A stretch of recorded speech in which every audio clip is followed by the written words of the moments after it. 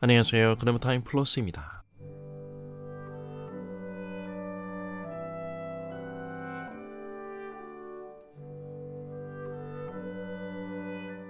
시간의 흐름이 워낙 빠르다 보니 어느새 2020년 끝자락에 와 있네요. 나이를 먹어간다는 의식이 지나간 시간의 회한을 끌어와도 보지만 사라지는 것들에 대한 안타까움마저 속성으로 중화시켜버리는 세월은 아랑곳하지 않고 올라갑니다. 말 그대로 해피엔딩으로 2020년 한 해의 달력을 넘길 수만 있다면 얼마나 좋겠어요. 2020년 새해의 다짐이 생각만큼 오래 가지 않았음에 후회도 크지만 붙잡고 있을 수 없는 시간 앞에서 실감하며 살아가야 하는 현실의 무게가 만만치 않은 것도 사실입니다. 그 나름 계획을 세워 형식적인 단속은 해보지만 어쨌든 좋으나 싫으나 우리는 현실의 문제에 촉을 세우며 살아갈 수밖에 없습니다. 오늘의 고단함과 내일의 기대 사이에서 희망의 몸집을 키워보지만 글쎄요. 어떤 때는 그마저도 사치라고 생각될 정도로 전쟁과 같은 삶을 살아가는 것이 우리 삶의 기록인 것 같습니다. 사실 개인의 삶이란 게 말입니다. 돌아보면 열심히는 살았지만 어딘가는 허술한 것 같기도 하고 또 싸구려 인정에 목매어 지속했던 마음에 와닿지 않은 관계도 적지 않았을 것입니다.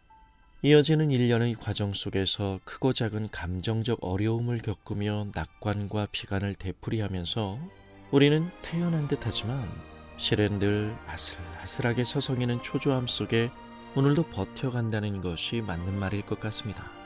매일매일의 일상이 반복된다고 하여 인생이 익숙해지는 건 아니거든요.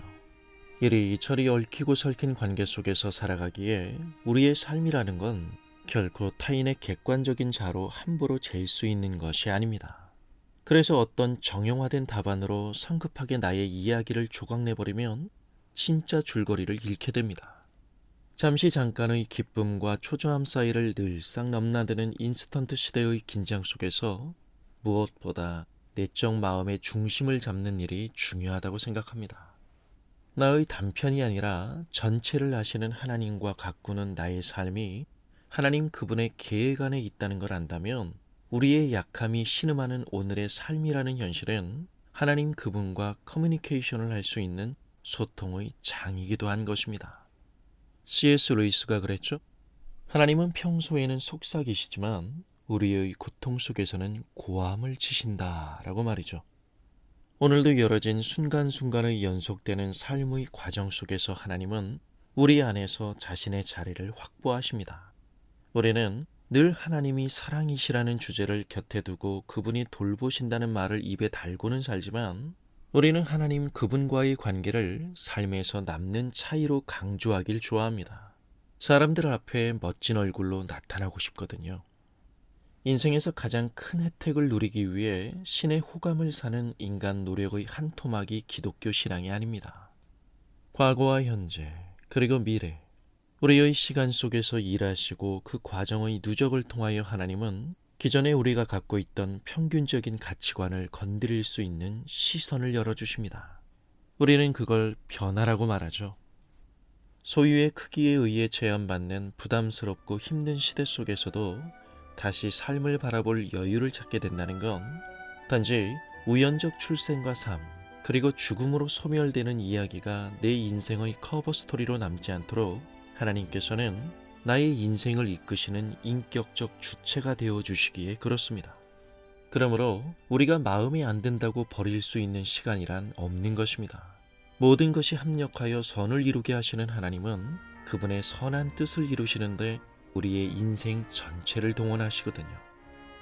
신종 코로나19로 모든 것이 멈춰버린 것 같은 말도 많고 탈도 많았던 2020년 한 해가 저물어갑니다. 2020년 헌 달력을 2021년 새 달력으로 교체한다고 새로운 시간이 오는 것은 아닙니다. 시간 안에 차고 넘치는 은혜를 주시는 하나님 앞에 나아갈 때에 우리는 단순히 자아 행복의 실현을 위해 일단 바쁘게 움직이고 성과를 내는 효율의 문제에 매몰되지 않고 우리 삶의 전체를 아우르시는 하나님의 그 능력 속에서 영원이라는 이 시간을 걷게 됩니다. 바로 하나님과의 동행입니다. 감사합니다.